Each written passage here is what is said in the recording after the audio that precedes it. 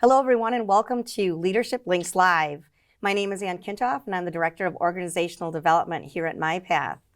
I am joined today for my Lessons from a Leader segment by Derek Goodman. Derek is our Director of Operations at Paragon Community Services. Thanks for having me, Ann. You're welcome. Tell us a little bit more about Paragon Community Services. Sure. So just briefly, Paragon provides adult day services for individuals 18 and up. They come to our programs during the day from 9 a.m. till 3 p.m. Okay. And we're a social model program, so we have a lot of fun in our programs. Okay. We get out into the community as much as we can. We do a lot of things in-house, including some art therapy, music therapy, cooking classes, things like that. And then in addition to that, we also provide services to young people ages 7 to 21 in our Paragon Activity Club and our summer camps. All right. And you're at a couple of different locations, right? Right. We have 6 different locations throughout Wisconsin, from as far south as Fort Atkinson all the way up north to Green Bay. Okay, great. Thanks, Derek. Yep. Well, to get us started, just tell us a little bit more about your path to your leadership role, where you're at today. Sure. So I'm one of those rare people that got into this field because of the money. Okay. I actually started out when I was in college. I was about 20, 21 years old. And a friend of mine worked in the field. He worked for a company called TBI Residential Services in Duluth, Minnesota. They provided residential services for people with traumatic brain injuries. The name is really, right on the nose, right? But he told me about the job. He said, you don't do anything and you make $10 an hour. Okay. So for me, I thought that was great. I had never had right? Yeah, exactly. Never had a double-digit paying job. Right. So I figured I'd be in the clubs all weekend with, $10 an hour.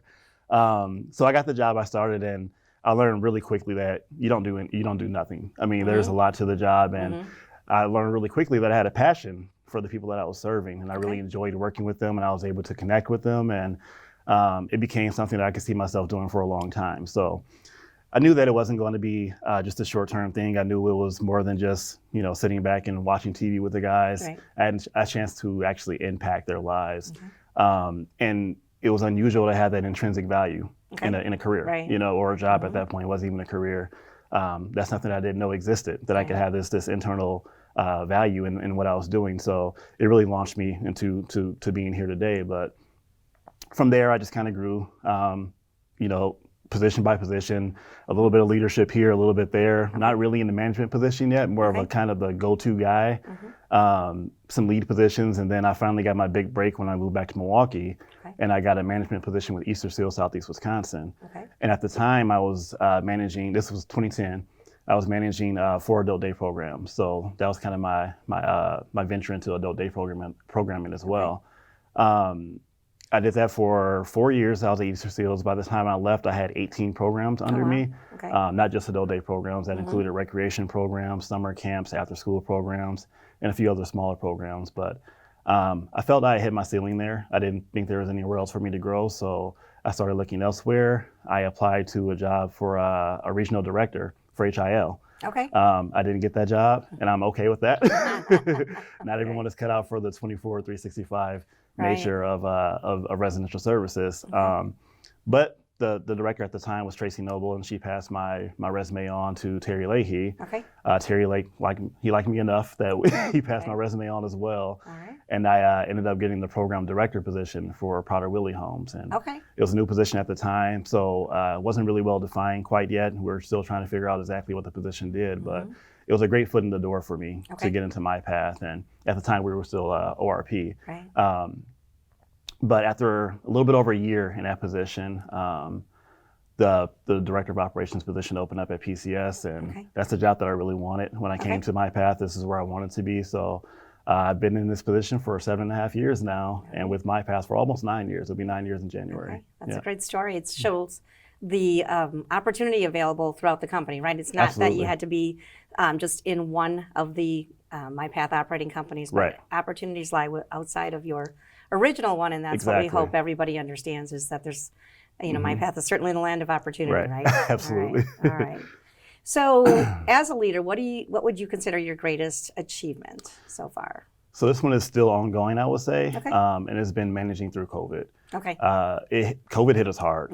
Paragon was hit harder than any of the other operating companies within MyPath, and we actually shut down for 4 months from March until July of 2020.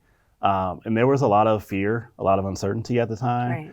I remember when we first learned that, we need to shut down. It was after the NBA had canceled Right, their season. yeah. It's like, okay, well, this is pretty serious Big apparently. stuff now, right? Yeah. But I remember talking to my team and telling them, it'll be a few weeks. We'll be back by the end of the month. Don't worry about it, guys. Just, take some time. Enjoy your time off. We'll see you soon. And 4 months later, we were still trying to figure it out. So fortunately, we are part of a large organization here. And a lot of my staff were able to work at other places like HIL. We had some at PWH, I believe, as well, and GLS. So we were really lucky in that sense that we didn't lose a lot of staff, but our participants also stuck around. Right. They stayed home for the most part, but when we did reopen in July, they were all ready to come back. Some were more fearful, obviously, than others, so it took some time. But we reopened with 19 participants across our 6 programs. Okay. We typically have well over 200, so to only have 19 at the time was. It was exciting because we were back in business and we were doing what we were supposed to be doing, but it's still scary because we couldn't do much at that time. We still had mask mandates and vaccines weren't as readily available as they are now. So it was still a very scary time. We had staff people who weren't ready to come back because they didn't want to be around people. And keep in mind, with an adult day program, you have people coming from different homes. Right. They're coming from group homes, they're coming from their personal homes or private homes. So that's a lot of mixing to do in one building. And it was pretty scary for a lot of people. So we slowly built back up, bringing participants back a few at a time, bringing staff back a few at a time. And we got to the point now where we're at about 80% of our 2019 census, so our pre-COVID census.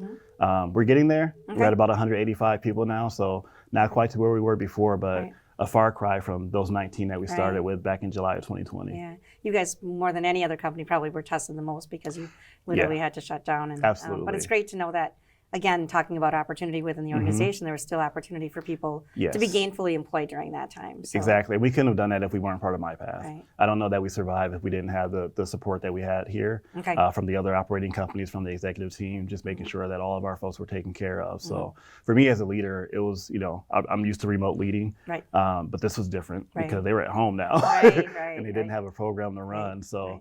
For us to get through all that, we created new policies. We cleaned up some policies and training and things like that, just to get ready because we were confident that we were going to come back. It was just a matter of what world are we coming back to, and we're finally seeing that it's not so bad. We're almost normal again. That's so. good. That's good to hear. Good to hear. So, what would you consider as one of maybe your biggest mistakes that you made in your career, and then more importantly, what did you learn from that? So a few years ago, I started a community-based employment program within Paragon, and I didn't have a lot of experience in that field. I had done some job developing and job coaching in Minnesota, but nothing in Wisconsin. So I didn't have a lot of experience with the DVR system, with how to develop this type of program, with revenue streams or anything like that. But I had a vision. But I realized pretty quickly that a vision without a strategy is nothing more than a pipe dream. It wasn't going anywhere, and it couldn't go anywhere because I didn't know how to develop it. So we started this program, and we ended up in some of the wrong markets. We were in really small markets that didn't really give us a chance to succeed. There was no way that we were going to get to the point of profitability being in the markets that we were in. I made some bad hires. Well, one really bad hire, one great hire, who he actually did the best that he could with what he had. But he didn't have the guidance that he needed from me because I just didn't know what I was doing at the time. So the thing that I learned from more than anything is you need to plan. I'm a very confident person. I think my confidence may have gotten the best of me, and I got a little bit arrogant, thinking that I could just jump right into this and do it without having any actual idea of how I was going to do that. No real strategy, just kind of jumping in and seeing what happened. And it didn't happen. And it was a good lesson for me to learn that you need to be more planful. So we actually just started the transition services program within Paragon, which is a mirror image of what I was trying to do, what my vision was then. But we have a leader now in Chris Leonard who's more planful than I was, and I see now how she's doing it. And I've learned obviously over since then that I need to be more planful in what I'm doing. But to see her do it and see the way that she's executing is like, okay, I knew it could be done. You just had to do it the right way and have the right person to do it. In addition to that, I did it as kind of a side job. It wasn't my full-time job. My full-time job was still day services in our PAC program. So to think that I could just do that on the side, just, every few hours, I'll have a few hours a week to do this, it wasn't very realistic. There's just far too much for me to learn and too much to navigate to make it successful. So we needed someone full-time to do it. And now we have that person, and now we see that I think it'll be a lot more successful. Good. Yeah, and it's exciting to see that program starting to take off. So absolutely. Great. All right. So what was the best advice you were ever given as an up-and-coming leader? So it was essentially to know your role and to manage the amount of information coming to you. Okay. So I was talking to one of my leaders, my boss at the time, about another leader who knew everything that was going on in the company. It was amazing to me how much she knew about what was going on in the company. I don't mean just the business. Right. I mean the people. Okay. I mean everything about the little infighting going on within the employment group or the employees. She knew all this stuff, and I brought that up to my boss at the time, and he said, "Well, is that a good thing?" And I thought about it. And I said, "Well, actually, no. Right. That's probably way more than you need to know." So it was a really important lesson for me because I want to be a details-oriented person, but I need to be oriented to the right details. It can't be details that have nothing to do with what I'm doing, with the success of the company, with our growth potential or anything like that. These are just things that it's more gossip than anything. Right. Do I need to know that stuff? Probably not. They, I have managers under me that can figure that stuff out. And if they bring it to me, that's one thing. But there's no reason that I should be that deep into the weeds into what's going on between this guy and this girl or whatever it may be. I mean, it was pointless to know those kind of things. And now I know that. So now I know what to look for. I know what I'm studying. I know what details I should allow in and what I can just say, take care of that. You can handle that. Right. Delegation, right? Exactly. All right. So what did you learn the hard way that you wish as a new leader somebody would have told you right away and maybe would be helpful to our new leaders that are up and coming as well? Yep. So this was a really tough one for me. I had to learn that I wasn't the right leader for everyone. Okay. I have my own leadership style and it doesn't fit for everyone. So I had an employee a few years back who was a great guy, loved him to death. He was just really good person. I had a lot of potential, but he needed a lot of guidance. Okay. And at the time I didn't have the capacity to provide that for them, nor did I have the will to do it because it just wasn't my management style. I'm more of a hands-off. I'll give you some autonomy. I'll check in with you to make sure you're doing okay. And if you have questions, you can come to me. But I'm not the hold your hand type. Okay. And I realized that's what he needed. Okay. So he couldn't be successful in that position because he didn't get the guidance that he needed from me. Okay. And I didn't have the ability to give him that guidance. And like I said, I didn't have the capacity at the time. The company wasn't as stable as it is now. Okay. So it was a hard lesson for me to learn, and he did. He ended up failing in that position, and I had to take a hard look at myself as to why he failed in that position. And I realized pretty quickly that I didn't give him what he needed. He needed more from me, and I didn't do that. So we've all heard the saying that people don't quit their jobs; they quit their bosses. He quit me, and that was a hard lesson for me because I wasn't used to that. Right. I was used to everyone liking me and being happy, and we were all good to go. Right. And he couldn't thrive under me because I couldn't give him the guidance that he needed, the amount of attention that he needed, because I felt I had other things that I needed to focus on. And it got to the point, honestly, where I would get annoyed because I got so many questions from him that he wasn't picking up on quickly enough. And I've considered myself a pretty fast learner, so I can't expect everyone to learn like I do. He learned a little bit more slowly than I did, so I needed to give him that time to really walk through things and figure it out. But he's doing fine now. He's doing better now, and he's in a better position. And he's hopefully has a manager that fits the style that he needs. Okay, all right. So good self-recognition there as Absolutely. well for you. Yeah. Okay. All right. So what's one piece of advice that you would give to an up-and-coming leader? So I have two. I'm going to cheat here, Ann. You can cheat. All It's right. all good. So one for any aspiring leader. When I look back on my career, I can remember all of my bosses. I remember every one of their names, their faces, and how they made me feel. Okay. So my advice to anyone who wants to be in leadership at some point is pay attention to your bosses, pay attention to how they make you feel. What do they do that you like? What do they do that you do not like? You remember all those things. They all shape who you are as a person in your career, but honestly, in your personal life too, it has an impact on you. But in your leadership style, you take from those people. So I've learned things from certain leaders that I've truly adored, and I take those things and I've applied that to my leadership style. I've had some other bosses who were pretty awful, who didn't really give me what I needed.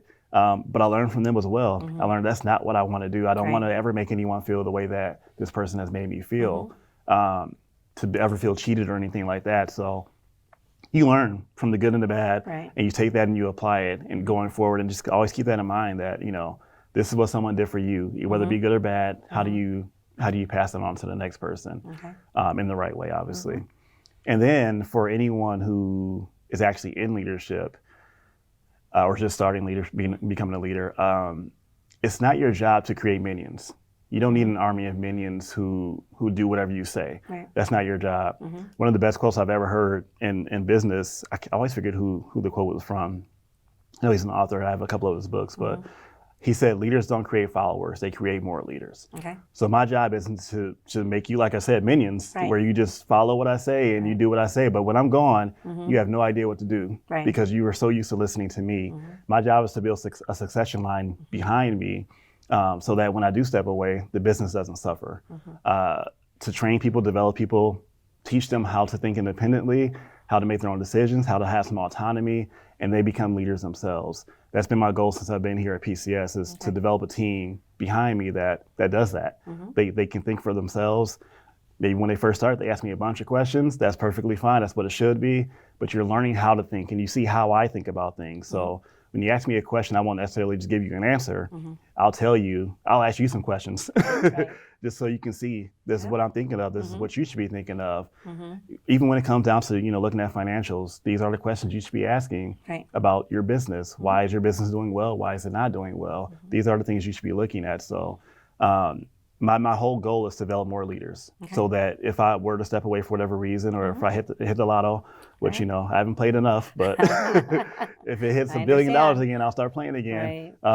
If I do step away, then I have people in line who are ready to step into my position, and there are people behind them that are ready to step into their position because I feel like my leaders have taken that same approach of developing more leaders. Okay. So great advice. Thank you for that. I appreciate it. And I know, you do a great job of developing those leaders. So that helps us to think about the future as well, the future of PCS, the future of MyPath. For sure. So we appreciate your time and your wisdom today. So thank you. All right. So for more information and more conversations such as these, go out to Ready app, and in the resources section, you'll find a folder entitled Building Leadership Skills Resources for Supervisors. You'll see other lessons from a leader conversations, as well as other topics surrounding coaching, conflict resolution, developing your staff, and so on. So thanks so much for joining us today. We look forward to seeing you again soon.